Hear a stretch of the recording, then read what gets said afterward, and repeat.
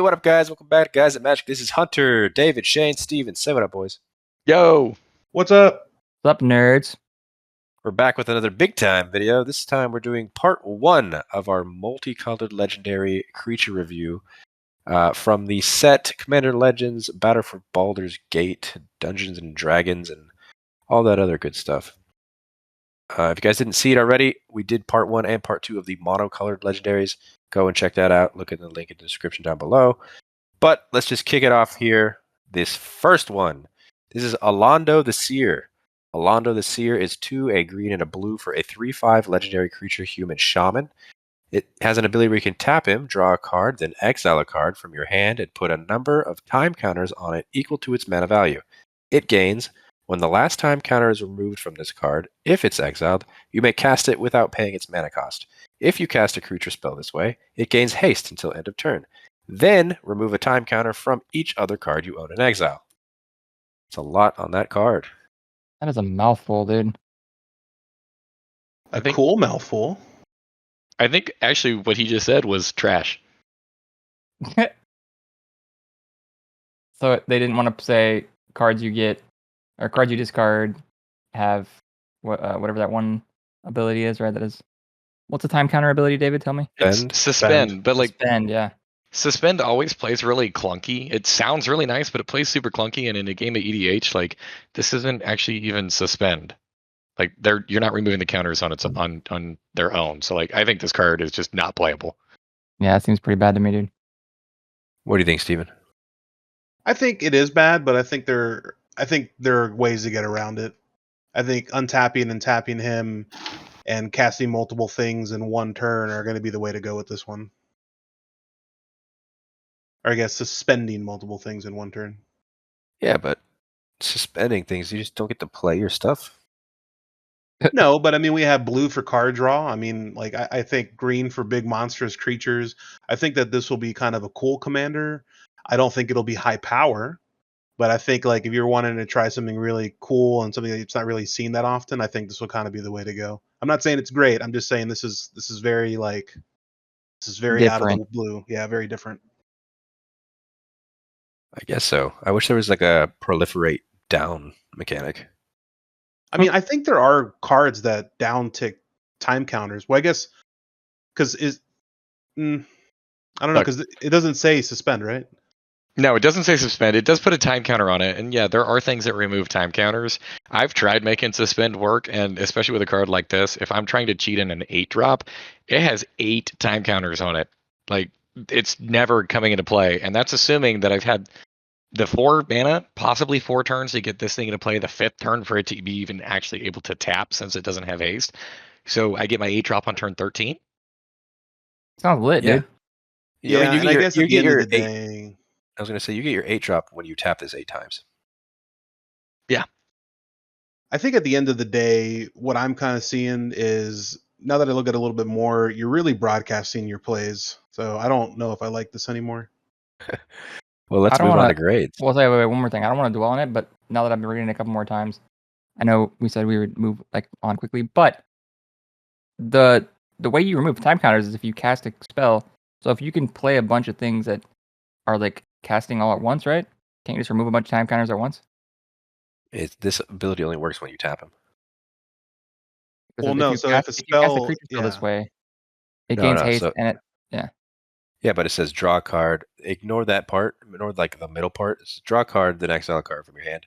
And then at the bottom, then remove a time counter from each other card. so if you had a way to untap this guy, then you could do that multiple times, right? Yes. Yeah. And I don't know, whatever. It It's could be a jank. thing. Yeah. So let's move on to grades. I'm giving it a D. sames. D's. Yeah, I guess I'll give it a D because I don't understand it. I just don't think it's that good. That average there is a D. This next one, Astarion the Decadent. Astarion the Decadent is 4, a white and a black for a 4/4 legendary creature vampire elf rogue. It has Death Touch and Lifelink. It says at the beginning of your end step, choose one. Feed. Target opponent loses its life equal to the amount of life they've lost this turn.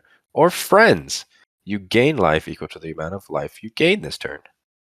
I love it. I love this card. I feel like you're never doing friends, right? That just sounds stupid. Yeah, you're never doing friends. I mean, if you're playing Sanguine Bond and Exquisite Bond, I mean, yeah, you are. Feed does the same thing. Either one. If you have both of those enchantments in play, Feed still wins you the game. 6 mana, think- dude. Just saying, it's I a know, hefty but you boy. said that you said that if we weren't, nobody's gonna do friends. I'm just saying, like, you can. You can. It's just like I feel like it is. It's friends is your panic button. Like, oh my god, what in the world happened? I'm at down to like 4 life, and I accidentally like push myself a little bit too hard, and I need to like get that parachute. But Feed is really what we're looking for here. That wound reflection on a commander is nice. Yeah, I think I also wrote that I love this to put in Lisa. This is a perfect card to go into Lisa. As a commander, also pretty solid. Shame. I like it. I think this might be a better 99 in Edgar. Vampires. I mean, I think there's a way you can. I kind of feel like you want to be doing big chunks of damage, right? So you're trying to like Oh, yeah. one turn kill somebody. Oh yeah. I think it Yeah, would be seems pretty fine, yeah. broken if it wasn't just target opponent. It was each. Yeah. Well, no, that would be just stupid. Yeah. Seems Alright. good though. Let's move on to the grades. I think it's average because it is still 6 mana, so I'm giving this a C. I'm gonna give it a B. I like how you can still use its abilities the turn that it drops. I'm gonna go. I'm gonna go C. Hunter said 6 mana, and it hurt me on the inside. So Yeah, I'm sticking with C as well, just because it seems like an average card to me. Dave, you said you could do it when it drops, but you have to wait till your end step. Someone can remove this. Okay. Essentially, yeah, they can. And I mean, that's the same for everything, but it's like you're not waiting around for this to like actually do something the next turn. It doesn't have to survive a cycle. Gotcha. Well, this average is going to be a C. Average for average. This next one, Baba Lysaga, Night Witch. Baba Lysaga Night Witch is 1, a black, and a green for a 3/3 legendary creature human warlock. Has the ability where you can tap it, sack up to 3 permanents. If there were 3 or more card types among the sacrificed permanents, each opponent loses 3 life, you gain 3 life, and you draw 3 cards. This is a bad card. I'm gonna say this is a real bad card that I would not play. It's awful, and I don't know of a situation where I would ever want this as a commander. You don't want to sack 3 permanents? No, I don't. For minimal gain, actually minimal gain or sometimes even no gain at all, I'm ready to move on to grades. Steven, you got anything to say for grades? absolutely not. All right, grades. I'm saying My mom F. told me if I have nothing nice to say, don't say it at all. Fair. Fair enough. Fair enough. I'm getting an F. F. It's an F. Unfortunately, it is an F. Average here. Sorry, Baba Lysaga. This is an F. Baba lasagna, dude. Baba Lasagna. Next up, Bane, Lord of Darkness. Bane, Lord of Darkness is 1, a white, a blue, and a black for a 5/2 legendary creature god. It says as long as your life total is less than or equal to half your starting life total, Bane, Lord of Darkness has Indestructible. And whenever another non-token creature you control dies, target opponent may have you draw a card. If they don't, you may put a creature card with equal or lesser toughness from your hand onto the battlefield. When are they gonna let you draw? Never. Why? You don't know what's in their hand. And that's what I wrote here. You never have to show them what's in your hand. So it's like a good bluff card. It's the lesser toughness thing, though, is like if you don't have cards available in your hand, you're completely reliant on your own card draw engines. Otherwise, this card just gets shut down. It's also a 5/2. I mean, that's just for him, though. I think you're building around him, putting big toughness creatures in the deck. Yeah, but you have to put. Yeah, I mean, I don't. The size, I don't say it like all, this. dude. I don't think the answer is put big fatties in your deck to make your deck work. It's not to make it work, make it to run. Make it go vroom vroom. You don't have to Is- all put is- them in, but like Is it I running, said, not it working? you can bluff it, is what I'm trying to say. You're I right. mean- You can bluff bad cards, dude. You're right, but at a certain point, like if you're sitting there with 3 cards in your hand, like go for it, dude. Drop whatever one of those 3 might be applicable. I'm never gonna let you draw with this card. You're not going to let me draw with this card. Yeah, I'm never gonna do the draw ability. It's like 100%. It's always go for the cheat thing. But Because what like if you're potentially gonna whiff on that, whereas you're never gonna whiff on a card draw. Like a card is a card. I don't know, because if you have a sack engine and you're purposefully sacking something to put something better on the field, I think your opponent would let you draw. You're gonna run out of things to be able to put into play. No, I'm not saying always. Eventually. Sure. I don't I don't know like if it. I agree with that. I think I'm you're trying to not make a it fan of this, work, to be but it's fair. not going to work. I think it works. Let's All right, go move on. Gunnar, then. what's your grade? Let's move on to the grades then. I'm giving it a C. I think it's average. I think I can see it working. I see what you did there. I You can see it working. See it Yeah, working. that's That's good. right. Well, I'm gonna deny you with a D. I doubt this Oh, that card. was way better than what I said, dude. Yeah, This I'm gonna card's give this. dumb. You guys are haters, man. But Bane, Lord of Darkness, you get an average of a C. Nope, D. That's what I meant. We do math good here. I'm Let's go excited to for this another- next card. Let's go to another god. This is Bhaal, Lord of Murder. Bhaal, Lord of Murders, 2 a black, a red, and a green. For a 4/4 legendary creature god. As long as your life total is equal to less than your starting life total, it has indestructible. Whenever another non-token creature you control dies, put a +1/+1 counter on target creature and goad it. So, Lord of Murder with no murder. I don't get it. He's gonna make you murder your other things. He's going to make your opponent murder your other opponents. It's like Lord of Sacrifice. I'm waiting. Yeah.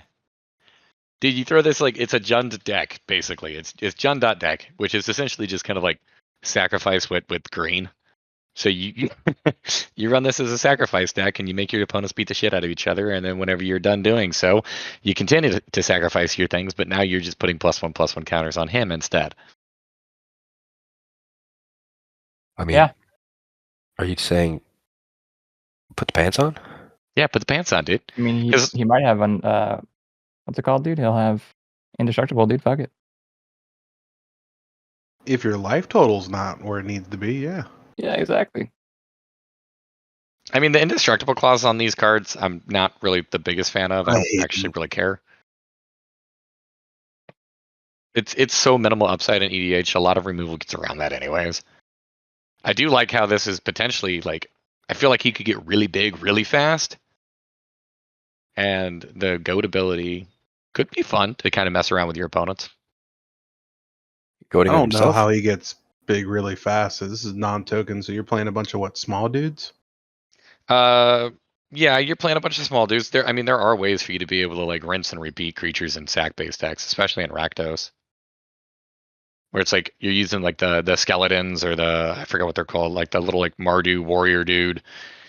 I'm forgetting the name of the card, but there's things that like you can loop sack. I don't like it. Yeah, I think it's. I mean, I feel like it's kind of cool, but it seems average to me. But I'm dumb. I see what you did there. Let's move on to the grades. Steven, start us off. In my comments on this card, I was like, wait for David to make me understand why I should like this. And David didn't really come through. So I'm going to give this one a C, and I'm going to wait for David to whoop my ass with a deck he builds with this. I love the enthusiasm there. It's a C. This card is not great. It's also, I don't think, bad. It does a thing, but that's about it. Yeah, C's good, dude. C's average, and it's a C. I am right there on board with you guys. It's a C. The average for this card is a C. Next up, Cadira, Caller of the Small. Cadira, Caller of the Small is 1, a green, and a white for a 3/3 legendary creature, Orc Ranger. As Trample, it says whenever Cadira, Caller of the Small deals combat damage to a player, for each token you control, create a 1/1 white rabbit creature token. So they You already have to populate have like tokens? rabbits. Get Got it? it. So it's like, so if you don't have any tokens, it doesn't do anything. That's No. correct. Seems kind of bad. It's also a small creature that has to connect for it to do anything either. Yeah, it seems kind of bad. I mean, granted, it's 3 mana, so it comes down pretty early in the game, but seems kind of bad. Yeah. I don't like this card. You really need to pump this card to keep it going. This is like a Ooh, got some shitty pump lateral. So pumping Yeah. this card and it's making tokens. You've got green white token. Yeah. Counters. Wow. You know what? I guess you can have like treasure tokens and other tokens to make the white rabbits, but I mean, True. even the payoff on this though, like if I made 3 1/1 white rabbits, good job. Am I really doing anything? I don't know, man. you're doing Does great. dude. Craterhoof Behemoth have anything to say to you? Wow, super one-dimensional. As I say that with a Craterhoof Behemoth in my lateral deck. I It's a mean, win aren't con. most token decks one-dimensional? Let's be honest. They do Yeah. the thing. They do a thing. Let's move on to grades. All right, Steven, start us off. I'm gonna give this a O for One Direction. Like Band? the band? I'm gonna give this a D. D'average. Average, dude. I'm giving it a D as well. Thamesies, D. I am disappointed. That's a D. Oh. Tid? Disappointed? That Cool. average is a D. Commander Liara Portyr. Is that how you say that? I think Porter. so. Porter? Like the beer? Yes. All right. Commander Liara Portyr is 3, a red and a white for a 5/3 legendary creature human soldier. It says whenever you attack, spells you cast from exile this turn cost X less to cast, where X is the number of players being attacked. Exile the top X cards of your library until end of turn. You may cast spells from among these exiled cards. This card is not very good. They push the myriad mechanic in this set. This card is kind of made for it. I just don't think it does anything that it wants to. And saying the word cast and not play really screws you on lands. Spells you cast from exile this turn cost X less, where X is the number of players being it. So I mean, at max it's 3. You could play more than. You could play big boy and play with like a billion people if you want. Next time we get together for our 8-player game of EDH, yes, this card is going to be busted. But in a normal 4-player pod, you get a reduction of 3 for the most part. And that's assuming that you actually still have the rest of the pips up and the rest of the mana for you to be able to cast whatever you flipped. I'm not super big on this. Are we moving on to grades? I feel like we Yep. should. Yep, moving on to grades. I'm still giving it a C. How does it feel to be wrong? Oh, you tell me. I'm giving it a D. I'm gonna give it a D. I'm going to give it a D as well. There's something you can do with it, but I'm not high on it. This average is a D. Jesus. Speaking of Avernus, Is this next card from Avernus? he's in Descent to an Avernus. We saved his All name. right. Well, it's Duke Ulder Ravengard. Duke Ulder Ravengard is 4, a red and a white for a 5/5 legendary creature human noble soldier. It says at the beginning of combat on your turn, another target creature you control gains haste and myriad till end of turn. Here's that myriad thing I was talking about. I mean, I just like this because you can play something and give it haste. So I just think it's almost too expensive to start. 6 mana. A little bit. yeah, but you This- give it myriad. Sure. You put 6 down a mana in mass- Boros is a lot of mana. It Smothering is. Scythe, question mark? Yeah. That's one card. I mean, look, there are obviously cool things that you can do with this. The first thing that comes to mind with this for me is like Dockside Extortionist, and then you just like myriad Dockside Extortionist, get all those extra ETBs going off of Oh there. my god, I'm hard. We did it. We broke one of the most powerful creatures in the entire format. Oh, I thought you were gonna say we got Steven Hard. Oh, no, that's not hard to do. It's pretty much any ETB trigger goes wild with this. Yeah, it's cool. I mean, like I can still 100% see a deck being like put together and played with him, and if he does go off, he's a very real threat at the table. 6 mana, I feel like, is the big thing that is holding this commander back, aside from just Boros is Boros, and despite what Hunter is gonna argue with me, it's not the best. Hater, dude. Yo, hot sauce is the best, dude. Hot sauce is the best. Yeah, I don't know. Steve, you got anything else to say before we go into grades? I mean, I think this card is going to see a lot of play. I think red and white being able to create treasures. I think with white being able to have a little card draw with just a little creature like Esper Sentinel, the dockside thing that David was talking about. I mean, that's just literally like just scraping the surface of what I think this card can do. Ooh. So are you going to build it? I'm going to build it. I'm not gonna let you cast your commander once when we play. Yeah, I see that with this too, because like the power level obviously is there, but also the telegraphing of like, guess what I'm gonna do whenever I have 6 mana. Mana Geyser. All right, let's move on to grades. David, start us off. I'm gonna give it a C. I want to acknowledge that the power level is there, but I also think that this is a deck that like can generate a lot of hate, and your opponents are gonna see all of this coming. So I'm gonna say it's middle of the road. See all of it coming. Oh my I goodness, you did did it! it, David. Unknowingly did it. I'm right there with you. I'm giving it a C. I think. I was trying to think of a funny pun. Didn't really work out too well. But I do think this card is a hate generator, like David's saying. And if there's one thing I like to do, it's cause hate. So I'm going to give this a B. Well, I think David is very clever and creative and cool, and I'm gonna give it a C. Okay. You're making me blush. Trying really hard on that C. We for got to cool. stop this thing, man. This average here is a C. Next up, Dynaheir, Invoker Adept. Dynaheir Invoker Adept is 1, a blue, a red, and a white for a 4/4 legendary creature human wizard. It's got haste. It says you may activate abilities of other creatures you control as those creatures had haste.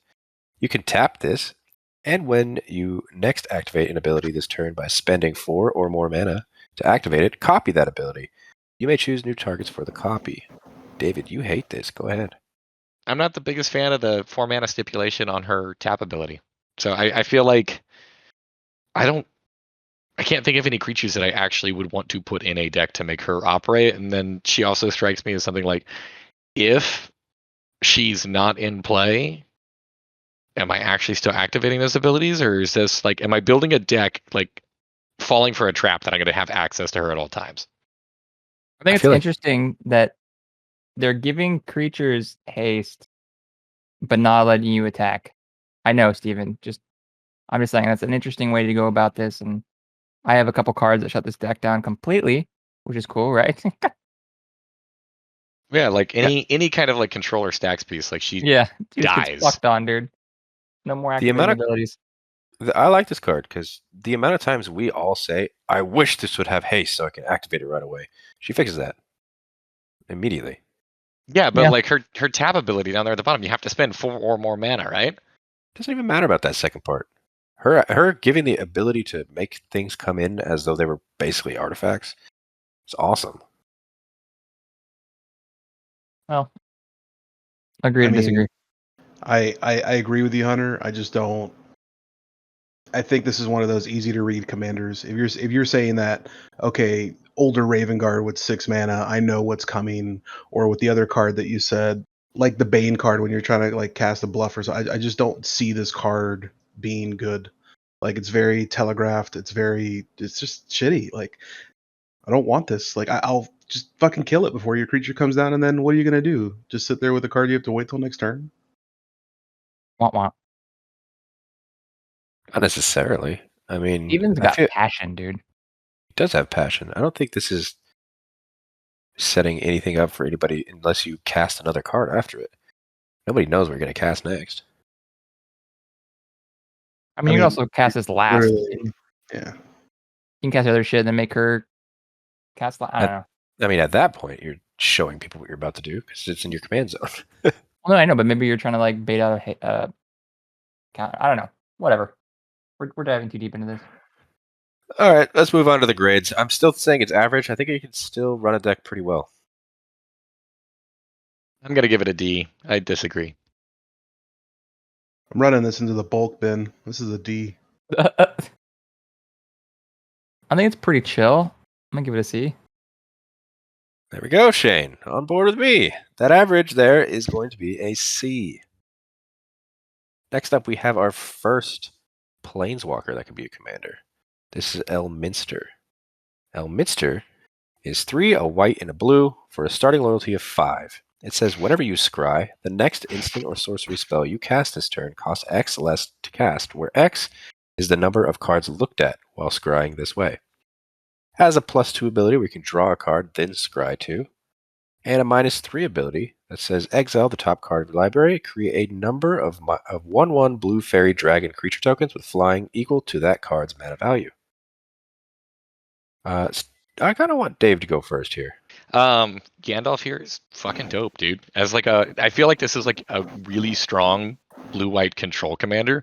So he encourages you to cast those big, heavy instants and sorceries because he gives you a discount on it. He helps you dig through your deck. He makes tokens based off of what you're going to be like pulling from the top of your library. So like you can play this in a miracle deck. You can play this in just like big, super expensive instant and sorcery deck.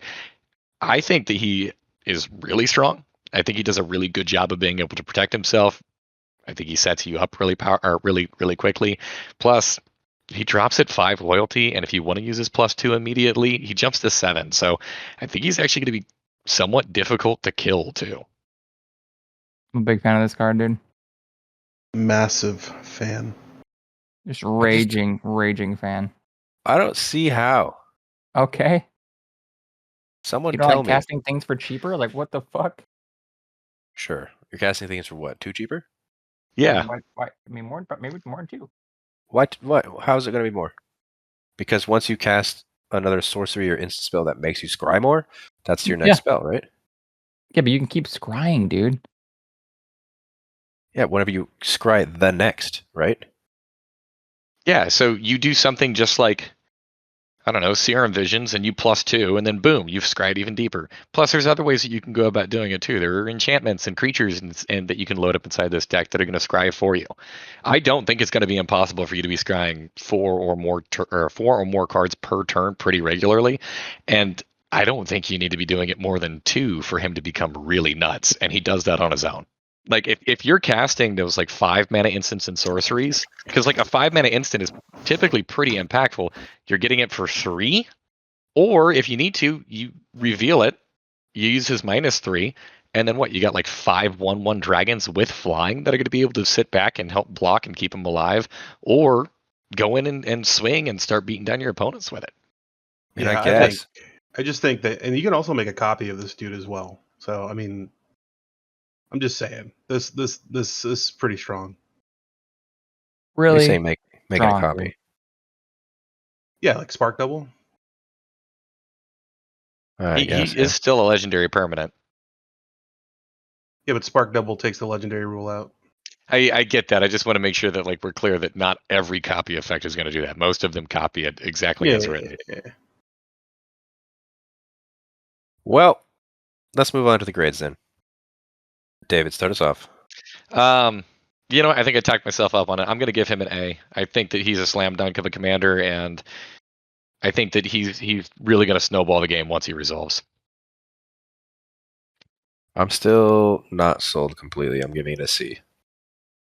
Well, I'm jumping on the A train here. Definitely gonna give this an A. I think that if this is left alone and it's just not attacked, I think that this just gets out of hand so fast. Yo, Hunter, What's up? what sounds the train make? I don't know, dude. You tell me.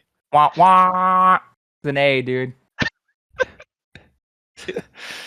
I think All everyone right. at home's just gonna be like, "Choo choo, duh, Shane." I thought you were gonna make a joke with A, like I don't know. No, dude. Wah wah. Let's go. Well, your guys' A's still kept the average at an A.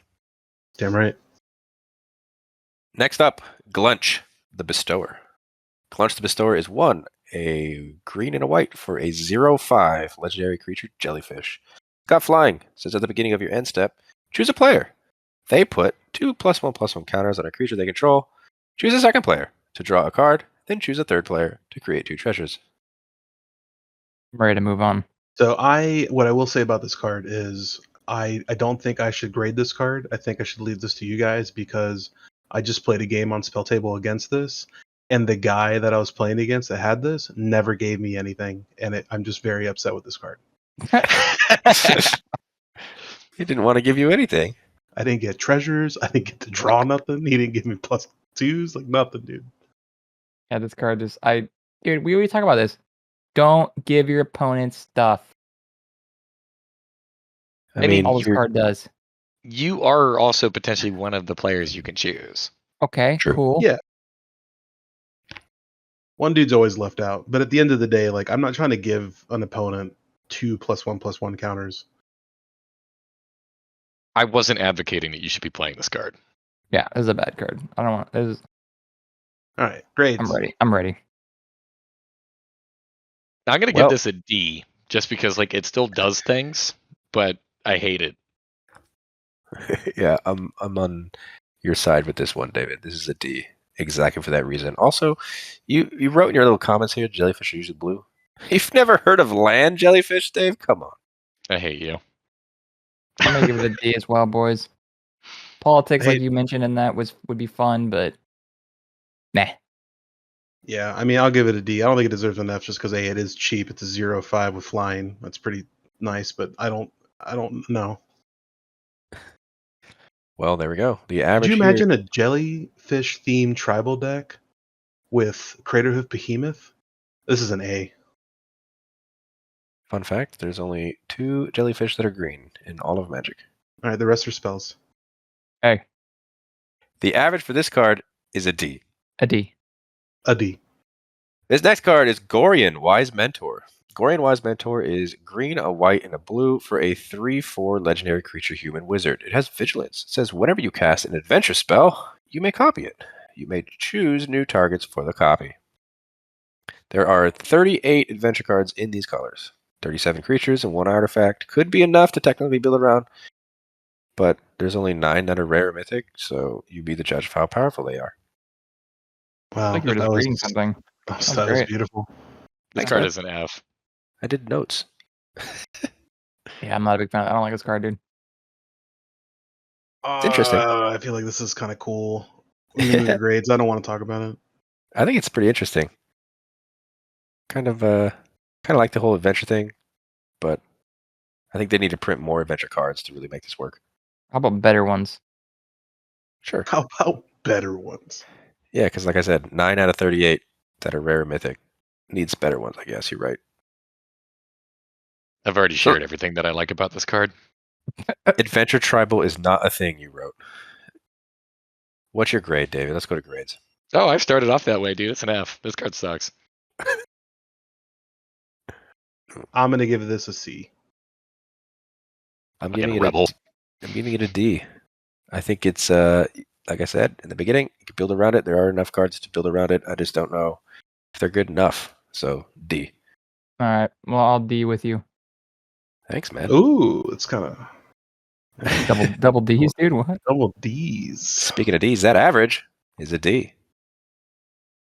Next up, Jansen, Chaos Crafter. Jansen Chaos Crafter is a red, a white, and a black for a 3/3 legendary creature, Gnome Artificer. It has haste. You can tap it, sack an artifact creature, create 2 treasures. Or you can tap it, sack a non-creature artifact, create 2 1/1 colorless construct artifact creature tokens. Pretty cool. And Jansen. Jingleheimer Schmidt. Thoughts, Dave? You're quiet. I'm actually not the biggest fan of this card. Why? You have to have setup in order for this to do anything, given that like the setup is have an artifact, which isn't hard to do. And like he I guess feeds on himself because past that point, like he'll just tap his alternate ability just back and forth and back and forth. I'm not a big fan of him. I'm a really big fan of him. I'm a massive fan of this card. This is a really good artifact commander. And I don't know if you know this right now, David, but Shane does. Rakdos artifacts is a real thing in standard right now. It's super annoying. This would like be a really cool helm of that deck. Like Oni Cult Anvil. Oh my god. I mean, that's cool and all that it's making waves in standard. Standard power and like the format that, or and like the way that meta shapes up doesn't necessarily reflect EDH though. I don't think this is really doing it for me. Steven, why do you love this card so much? I mean, it's like you said, it's pretty much artifact themed. I mean, just to name 3 cards, I'll go. Let's see here, Junk Diver. Let's go ahead and go with. I don't know if people want to call him Will the Wise or Warnog Riders Captain, but I mean, pretty much as soon as Will the Wise enters the battlefield, you can get up to 4 artifacts just right there with the clue tokens. So I mean, I don't know. I think this card's going to be really cool, and I think this is going to see a lot of play. I mean, Disciple of the Vault. I mean, come on. Come on. Fair points. You even put fucking Duretti in here, dude. You could, Yes. or you could just play Duretti. Oh yeah, there you go. Let's go ahead and move on to the grades then. Steven, what are you giving it? I'm going to give it a B. Or I should maybe an A for Artifact. Now a B. I'm on that board with you. It's a B. I'm gonna give it a C, dude. I'm with Shane. I'm gonna give it a C as well. Like, it recognizes the card does things. It's just I'm not wowed by it. Well, Ty goes the higher grade. His average is a B. Good. Next up is Good. Jon Irenicus, Shattered One. Jon Irenicus Shattered One is 2, a blue and a black for a 3/3 legendary creature elf wizard. It says at the beginning of your end step, target opponent gains control of up to 1 target creature you control. Put 2 +1/+1 counters on it and tap it. It's goaded for the rest of the game, and it gains this creature can't be sacrificed. Whenever a creature you own but don't control attacks, you draw a card. Dude. Seems pretty cool. Stop giving your opponent stuff. Unless you're giving him leveler, I'm not giving my opponent shit. I think you're a little bit salty over the Beamtown. Yeah. I hate that deck so much. I feel like Hunter looks at that deck and then like wants this commander to play like that, but he plays so differently. I think adding the text not to be able to sacrifice, that's amazing. It's cool. Oh, amazing. I wouldn't say it's amazing. This my issue with this is like you want to give them the big scary things that way they're beating the shit out of each other. However, you're not really going to be able to give them the big scary things because I feel like what's going to end up happening is that you're going to give them like your utility creatures, and then they just have those utility creatures now. And then like at a certain point in the game, even if you are doing really well, say for example, opponents B and C have been killed off, like are they just going to beat you to death with your creatures that you've given them? I'm saying run this card with little tokens, dude. I mean, even if it's just like tokens, like still you're giving them at a minimum at that point like a 2/3. Why I 2/3 mean, mana? I don't know, David. Or Like 2/2. You're putting 2+1/+1 counters on it. Okay, sure. David, I agree with you, but where I think I think the objective of this, I don't think this deck is built to be a beatdown. I think this deck is built to do an infinite combo because basically I agree with Hunter, you're doing this with tokens, but you're essentially just trying to draw cards until you get to the point and basically let them kill each other off while you dig through your deck in order to get to that win con. That's annoying as fuck. Oh, I see that there as well. Like that's easily the most powerful thing about this card. My thing is like this doesn't strike me really as like your wannabe like goad commander. This is a commander that is just going to continuously draw you cards so long as those creatures remain alive and can continue to attack. I mean, your opponents can work together though, and like if you're gonna give them your 1/1 and it becomes a 3/3 and they goad it, congrats. They can choose to willingly attack the opponent that can block and kill it. That's fine. It just triggers on attacks, not damage. I know, but my point here being is like the following turn you got to give them something new. Otherwise, you just don't have any creatures drawing you cards. That's what I'm saying. Token generation. Give something with Decayed. Guarantee it dies. You don't want it to die. Yeah, I don't think You draw want it to cards. die. You Yeah, but they have to give him another thing. Yeah, you don't want Ooh. your token makers to just like you don't want your creatures to die. You want to have like 3 or 4 of your creatures in play under somebody else's control. That way, you're just drawing a ton of cards every turn cycle.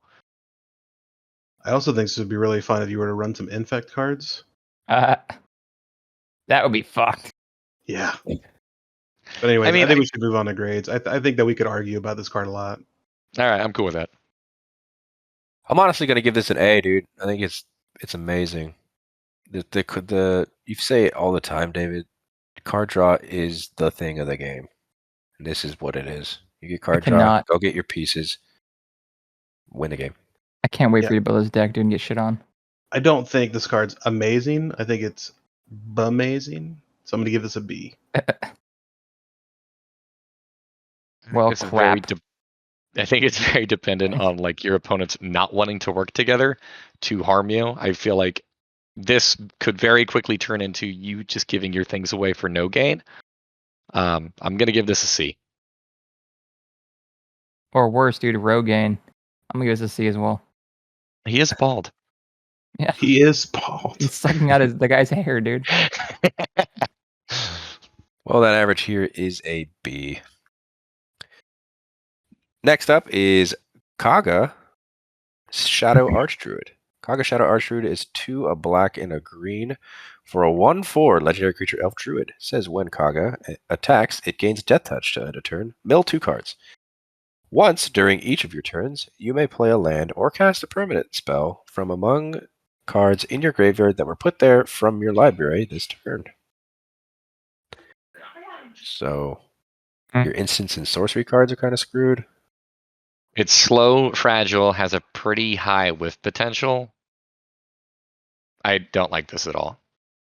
Yeah, I don't think I'm a big fan of this card either.